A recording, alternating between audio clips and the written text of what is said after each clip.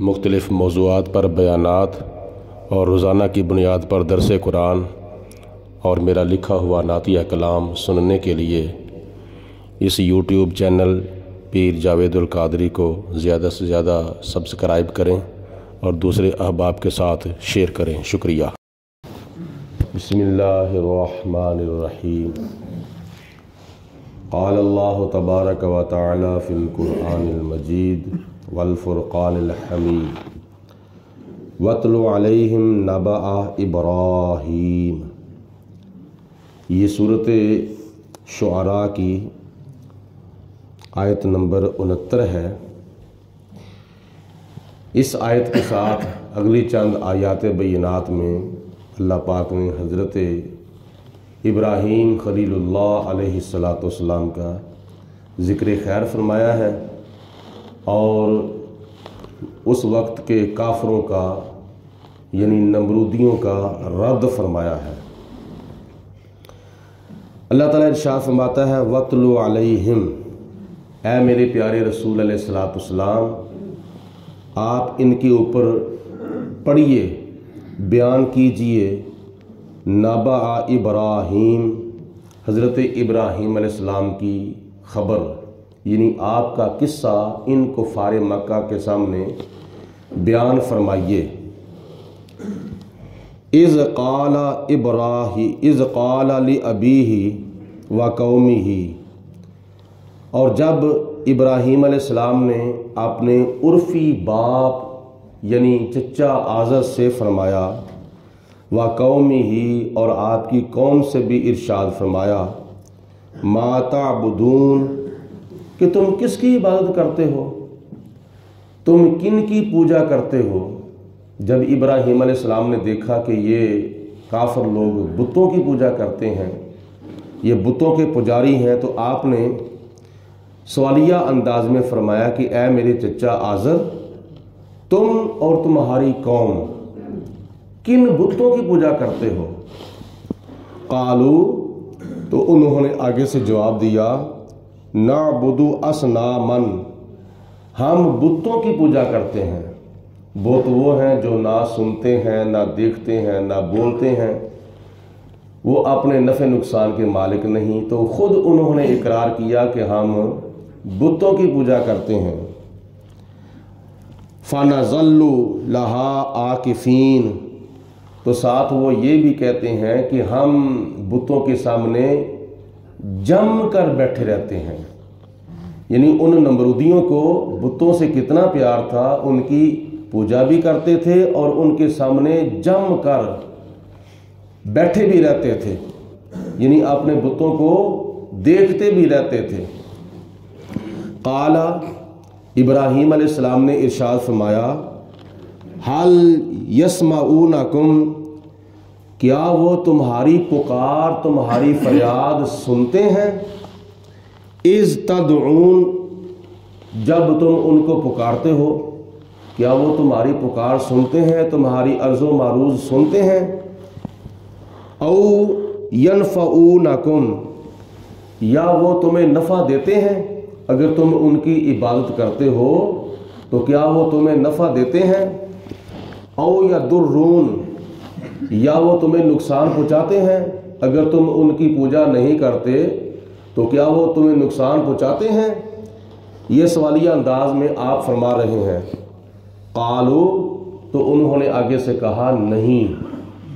وہ بت پرست کیا کہتے ہیں کہ یہ بت ہماری نہ فریاد سنتے ہیں، نہ ہمیں نفع پہنچاتے ہیں، نہ ہمیں نقصان پہنچاتے ہیں۔ اگر ہم ان کی پوجا کریں تو ہمیں کوئی فائدہ نہیں ملتا، اگر ان کی پوجا نہ کریں تو ہمیں نقصان نہیں پہنچتا۔ خود وہ اقرار کر رہے ہیں۔ قالو، جب انہوں نے یہ جواب دیا تو پھر آپ نے فرمایا کہ تم پھر ان کی پوجا کرتے کیوں ہو؟ وہ تمہیں نفع نہیں پہنچاتے، نقصان بھی نہیں پہنچاتے، تو تم پھر ان کی پوجا کیوں کرتے ہو؟ انہوں نے کہا بل وجدنا آباءنا کذالک یفعلون، اسی لیے ہم ان کی پوجا کرتے ہیں کہ ہم نے اپنے باپ دادا کو یہی کام کرتے ہوئے دیکھا ہے۔ ہمارے باپ دادا، ہمارے آباء و اجداد بھی یہی کام کرتے ہیں تو ہم تو اپنے باپ دادا کی طرف دے کر ان کی پوجا کرتے ہیں، ورنہ ہمیں ان سے نہ کوئی فائدہ ملتا ہے نہ کوئی نقصان ملتا ہے۔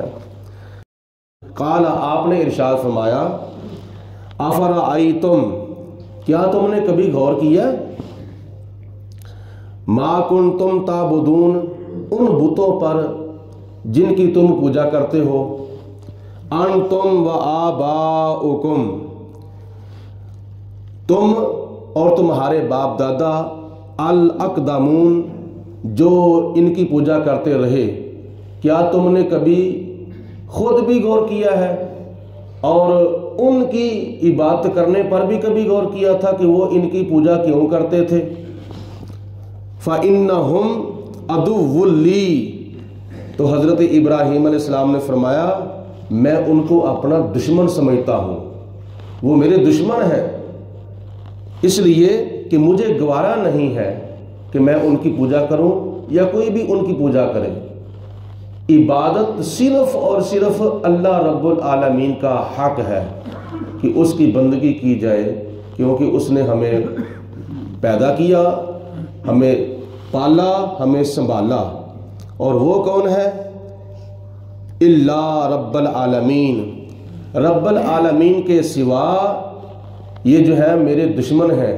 اگر میرا دشمن نہیں تو وہ اللہ رب العالمین میرا دشمن نہیں ہے، تو اس لیے یہ میرے دشمن ہے، تو تم ان کی پوجا کیوں کرتے ہو؟ الذی خلقنی، اللہ تعالیٰ نے ارشاد فرمایا کہ ابراہیم علیہ السلام نے ان کو کیا جواب دیا؟ الذی خلقنی، اللہ وہ ہے، رب العالمین وہ ہے جس نے مجھے پیدا کیا، فہو یہدین، اور وہی مجھے ہدایت دیتا ہے۔ اللہ تعالیٰ نے مجھے پیدا کیا ہے اور وہی مجھے ہدایت دیتا ہے۔ والذی ہوا یطعمنی، اور وہی اللہ تعالیٰ مجھے کھلاتا ہے، ویسقین، اور وہ مجھے پلاتا ہے۔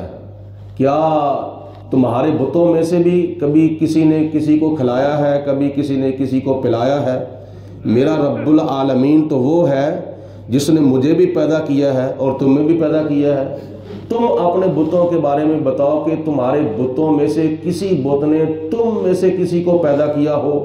نہیں، میرا رب وہ ہے جو مجھے کھلاتا ہے، اور تم بتاؤ کہ تم جن بتوں کی پوجا کرتے ہو ان بتوں میں سے کسی بت نے تمہیں کبھی کھلایا ہو کھانا؟ ویسقین، اور میرا رب تو وہ ہے جو مجھے پلاتا ہے۔ کیا یہ کام تمہارے بتوں میں سے بھی کبھی کسی نے کیا ہے؟ کبھی تم میں سے کوئی پیاسا ہوا ہو تو تمہارے بتوں میں سے کبھی اس نے پانی پلایا ہو کسی کو؟ جواب نفی میں ہے، کوئی نہیں۔ پھر آپ نے ارشاد فرمایا وَإِذَا مَرِضْتُ، جب میں بیمار ہوتا ہوں، فَهُوَ يَشْفِينِ، تو وہ مجھے شفا دیتا ہے۔ یعنی جب میں بیمار ہوتا ہوں تو میرا رب مجھے شفا دیتا ہے، تندرستی دیتا ہے۔ بتاؤ، تم میں سے جب کوئی بیمار ہوتا ہے تو تمہارے جھوٹے خداؤں میں سے، تمہارے بتوں میں سے کبھی کسی نے کسی بیمار کو شفا دی ہے؟ تو وہ کہتے ہیں جی نہیں۔ تو اللہ تعالیٰ کے پیارے خلیل علیہ السلام نے فرمایا جب میں بیمار ہوتا ہوں میرا رب مجھے شفا دیتا ہے، اور جب میں بیمار ہوتا ہوں میرا رب مجھے تندرستی عطا فرماتا ہے۔ آگے ارشاد فرمایا والذی یمیتنی، جب میں دنیا کی عارضی زندگی گزارنے کے بعد ظاہری طور پر دنیا سے پردہ کر جاؤں گا، یعنی جب میرا رب میری روح قبض کرے گا، ثم یحیین، تو پھر قیامت کا دن آئے گا، میرا رب مجھے زندہ کر کے میری قبر سے مجھے اٹھائے گا۔ تو کیا تمہارے بتوں میں سے یہ کام کبھی کسی نے کیا ہے؟ کسی بت نے تمہیں مارا ہو، یا تمہارے مردوں میں سے کبھی کسی بت نے کسی کو زندہ کیا ہو؟ تو کہتے ہیں نہیں۔ تو پھر آپ نے فرمایا کہ تم کن کی پوجا کرتے ہو؟ یہ پوجا کی لائق ہے؟ جو کام میرا رب کرتا ہے ان کاموں میں سے کوئی بھی کام تمہارا کوئی بھی بت نہیں کرتا، تو پھر تم اپنی عقل سے کام لو، اپنی سمجھ سے کام لو، اپنے شعور سے کام لو، تو پھر اتنے تم اندھے بہرے گونگے ہو چکے ہو کہ تمہیں پتہ ہی نہیں کہ ہم کن کے سامنے سجدہ کرتے ہیں۔ جب میرے رب کی خصوصیات میں سے کوئی بھی خصوصیت تمہارے بتوں کے اندر نہیں پائی جاتی تو پھر تمہارے بت پوجا کی لائق نہیں ہے۔ میرا رب پوجا کی لائق ہے جس نے ساری کائنات کو پیدا فرمایا ہے۔ والذی اطمع، اور میں امید کرتا ہوں، ان یغفر لی خطائی یوم الدین، کہ قیامت کے دن میرا رب میری خطا کو بخشے گا۔ حالانکہ اللہ تعالیٰ کے سارے نبی معصوم ہیں، حضرت آدم علیہ السلام سے لے کر حضور صلی اللہ علیہ وآلہ وسلم تک تمام نبی، تمام رسول معصوم ہیں، گناہوں سے پاک ہیں۔ تو یہ جو نسبت اپنی طرف ابراہیم علیہ السلام نے کی ہے کہ قیامت کے دن اللہ تعالیٰ میری خطا کو معاف کرے گا، میں امید کرتا ہوں، اس کا مطلب یہ ہے کہ نبی کا کوئی بھی فعل جو ہوتا ہے وہ امت کی رہنمائی کا سبب ہوتا ہے، تاکہ قوم اپنے نبی کو دیکھ کر، امت اپنے نبی کو دیکھ کر وہ عمل کرے۔ جیسا کہ نبی پاک علیہ السلام نے ارشاد فرمایا کہ روزانہ استغفار کیا کرو، اللہ تعالیٰ سے معافی مانگا کرو، استغفر اللہ استغفر اللہ استغفر اللہ، اللہ کی بارگاہ میں عرض کیا کرو۔ میں صبح سے لے کر شام تک روزانہ 70 مرتبہ استغفار کرتا ہوں۔ حالانکہ معافی وہ مانگتا ہے اپنے گناہوں کی جو گناہ گار ہو۔ نبی پاک علیہ السلام معصوم ہونے کے باوجود اللہ کی بارگاہ میں توبہ کرتے ہیں اور استغفار کرتے ہیں۔ اس کا مطلب یہ ہے کہ قوم اپنے نبی کی طرف دیکھ کر رہنمائی حاصل کرے۔ حضرت آدم علیہ السلام نے اللہ تعالیٰ کی بارگاہ میں عرض کی، ربنا ظلمنا انفسنا وان لم تغفر لنا وترحمنا لنکونن من الخاسرین، کہ یا پروردگار عالم، ہم نے اپنی جانوں پر ظلم کر لیا ہے، اور اگر تو نے ہمیں معاف نہ کیا، ہمارے اوپر رحم نہ کیا تو ہم خسارہ پانے والوں میں سے ہو جائیں گے۔ تو آدم علیہ السلام نے توبہ اس لیے اس انداز میں کی تاکہ میری قوم میری طرف دیکھ کر، میری اولاد میری طرف دیکھ کر اس طرح توبہ کرے۔ نبی کا جو فعل ہوتا ہے وہ امت کی رہنمائی کا سبب ہوتا ہے، ورنہ سارے نبی گناہوں سے پاک ہیں، سارے نبی خطاؤں سے پاک ہیں۔ ربی حبلی حکما والحقنی بالصالحین، اے میرے پروردگار مجھے حکم عطا فرما اور مجھے نیک لوگوں کے ساتھ ملا دے۔ حکم سے مراد یا تو مفسرین کرام نے لکھا ہے علم ہے، تو یا پھر حکمت ہے کہ یا اللہ مجھے حکمت عطا فرما، والحقنی بالصالحین، اور مجھے نیک لوگوں کے ساتھ ملا دے۔ حالانکہ اللہ کے پیارے خلیل علیہ السلام خود اس وقت کے زمانے کے اندر تمام نیکوں میں سے سب سے بڑھ کر نیک تھے۔ تو اس کا مطلب یہ ہے کہ یا پروردگار عالم قیامت کے دن مجھے نیک لوگوں کے ساتھ ملا دے۔ وَاجْعَلْ لِي لِسَانَ صِدْقٍ فِي الْآخِرِينَ، یا اللہ میرا ذکر جو ہے وہ بعد میں آنے والے لوگوں کے اندر باقی رکھ، یعنی جتنے بھی لوگ بعد میں آئے قیامت تک ان میں میرا ذکر باقی رکھ، جاری رکھ۔ یہی وجہ ہے کہ ابراہیم علیہ السلام کی دعا کو اللہ پاک نے قبول فرمایا۔ آج ہم 5 وقت کی نماز میں کیا پڑھتے ہیں؟ اللہم صلی علی محمد وعلی آل محمد کما صلیت علی ابراہیم وعلی آل ابراہیم انک حمید مجید، اللہم بارک علی محمد وعلی آل محمد کما بارکت علی ابراہیم وعلی آل ابراہیم انک حمید مجید۔ ابراہیم علیہ السلام کا اور ابراہیم علیہ السلام کی آل کا ذکر آج بھی روزانہ 5 وقت ہر نمازی اپنی نماز میں کرتا ہے۔ وجہ کیا ہے؟ ابراہیم علیہ السلام کی مانگی ہوئی دعا ہے جو اللہ کی بارگاہ میں قبول ہوئی تھی۔ وَاجْعَلْنِي مِن وَرَثَةِ جَنَّةِ النَّعِيمِ، یا اللہ مجھے ان لوگوں کے اندر شامل فرما دے جو نعمتوں والے باغ یعنی چین والی جنتوں کے وارث ہیں، مجھے ان لوگوں کے اندر شامل فرما دے۔ وَاغْفِرْ لِي لِأَبِي إِنَّهُ كَانَ مِنَ الضَّالِّينَ، یا اللہ میرے عرفی باپ کی بھی بخشش فرما دے جو کہ گمراہوں میں سے تھا۔ اس کا مطلب یہ نہیں ہے کہ کافر کے لیے بخشش کی دعا مانگنا جائز ہے، کافر کے لیے دعائے بخشش کرنا جائز نہیں۔ مسلمان جتنا مرضی گناہ گار ہو اس کے لیے بخشش کی دعا مانگنی چاہیے، اور اس کا ہمارے اوپر یہ کہ یہ حق ہے۔ تو ابراہیم علیہ السلام نے اپنے چچا آزر عرفی باپ کے لیے جو بخشش کی دعا مانگی تھی، جو کہ بت پرست تھا، بت گر تھا، بت فروش تھا، اس کا مطلب یہ ہے کہ حضرت ابراہیم علیہ السلام اپنے چچا آزر کو بہت سمجھاتے تھے، بڑی تبلیغ کرتے تھے، عرفی باپ کو بہت ہی تبلیغ کیا کرتے تھے۔ تو اس نے ایک دن وعدہ کر لیا تھا کہ میں ضرور تیرے اوپر ایمان لے آؤں گا، تیرے خدا کو میں مان لوں گا، وعدہ کر لیا تھا۔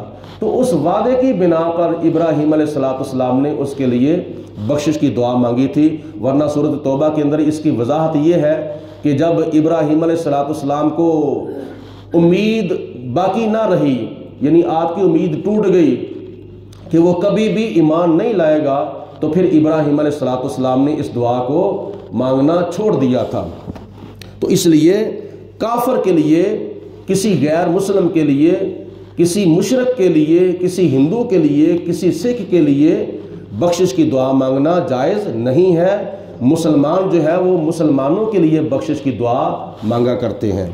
وَلَا تُحْزِنِي يَوْمَ يُبْعَثُونَ، اور یا اللہ قیامت کے دن مجھے رسوا نہ کرنا جس دن سارے لوگ اپنی قبروں سے اٹھائے جائیں گے۔ یوم لا ينفع مال، وہ قیامت کا دن جس دن کسی کے کام کوئی اس کا مال نہیں آئے گا، یعنی دنیا کی جو دولت ہے قیامت کے دن کسی کے کام نہیں آئے گی۔ ولا بنون، اور نہ ہی ان کی اولاد ان کے کام آئے گی، یعنی کافروں کو ان کا مال فائدہ نہیں دے گا، اور نہ ہی ان کی اولاد ان کو فائدہ دے گی۔ الا من اتى اللہ بقلب سلیم، سوائے اس شخص کے جو قلب سلیم کے ساتھ اللہ کی بارگاہ میں حاضر ہوا۔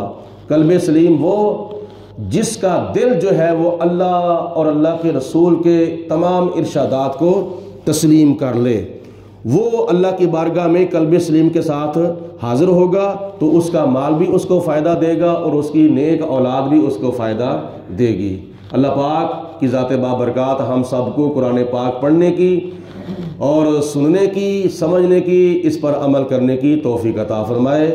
درود پاک باز بلند، الصلاۃ والسلام علیک یا سیدی یا رسول اللہ وعلی آلک وصحبک یا سیدی یا الصلاۃ والسلام علیک یا الصلاۃ والسلام علیک یا سیدی یا رسول اللہ وعلی آلک وصحبک۔ اللہم صلی علی سیدنا و مولانا محمد معدن الجود والکرم وآلہ وصحابہ وبارک وسلم۔ ربنا ظلمنا انفسنا وإن لم تغفر لنا وترحمنا لنكونن من الخاسرین۔ اللہم أيد الاسلام والمسلمین، اللہم أيد الایمان والمؤمنین۔ یا پروردگار عالم ہماری خالی جولیاں اپنے فضل و کرم سے بھرپور فرما، ہمارے سینے عشق مصطفیٰ کے نور سے پر نور فرما۔ یا اللہ پاک ہمارے اٹھے ہوئے گناہ گار ہاتھ اپنی بارگاہ میں قبول فرما، ہماری ادا کی ہوئی نماز فجر اپنی بارگاہ میں منظور فرما۔ یا رب العالمین ہم سب کو مرتے وقت کلمہ پڑھنا نصیب فرما، سامعین حاضرین کے گھروں میں اور کاروبار میں برکتیں عطا فرما، تکلیفیں پریشانیاں مصیبتیں دور فرما، مشکلات آسان فرما۔ الہ العالمین ہمارے تمام فوت شدہ مسلمان بہن بھائی جتنے بھی نبی پاک علیہ السلام کی امت کے افراد وفات پا چکے ہیں، مولا ان کو اور ہمیں قیامت کے دن نبی پاک علیہ السلام کی کالی کملی کا سایہ نصیب فرما، قبر و حشر میں حضور علیہ السلام کی اور قرآن پاک کی ہمیں شفاعت نصیب فرما۔ یا پروردگار عالم حضور علیہ السلام کے توسل سے جتنے بھی ہمارے مسلمان بہن بھائی بیمار ہیں ان کو شفاء کاملہ صحت عاجلہ عطا فرما۔ یا اللہ جو مقروض ہیں ان کو قرضے سے چھٹکارا عطا فرما۔ یا اللہ جو بے اولاد ہیں ان کو فرما بردار اولاد عطا فرما۔ جو بے نمازی ہیں یا اللہ ان کو 5 وقت کا نمازی بنا۔ جو دین سے دور ہیں یا اللہ ان کو دین کے قریب ہونے کی توفیق عطا فرما۔